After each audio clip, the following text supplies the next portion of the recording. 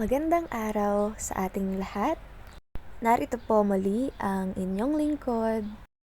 Halina't samahan niyo po ako at pasyalan natin ang manukan ni Engineer Dan.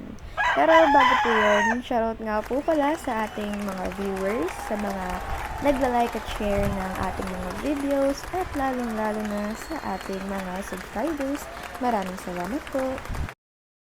So, ngayon po, andito tayo sa manukan ni Engineer Dan. Shoutout po sa Engineer Dan. At yun, titingnan po natin ang kanyang mga alagang manok dito. Yung mga alaga pong manok ni Engineer Dan ay mga new generation na po yan. At makikita natin, karamihan sa mga manok niya ay stag na 5 months. Tapos, yung iba po, around 7 months na rin po. Pero meron din siyang 3 years old na. Tulad na lang po ng hiraw na makikita nyo sa video na to. Yan, nakadapo po siya at nasa medium station po yan.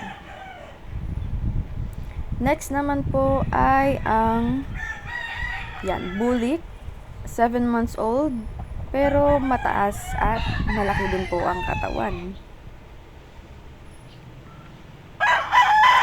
Ayan. Tapos, ipapakita ko rin po yung iba, syempre.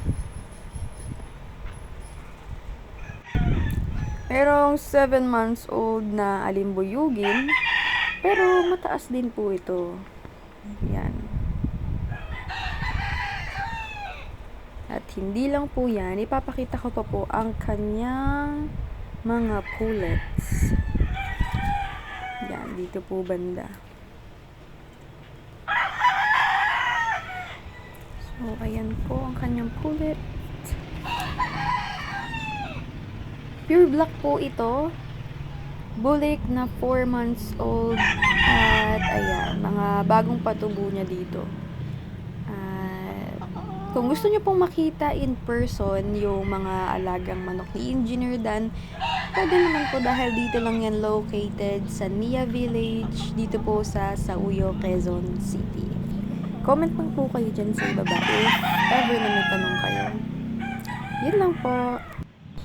Hanggang dito lang po muna sa ngayon. Maraming salamat sa panonood. Maraming salamat sa ating mga viewers, sa mga nagla-like at share ng ating mga videos, at syempre sa ating mga subscribers.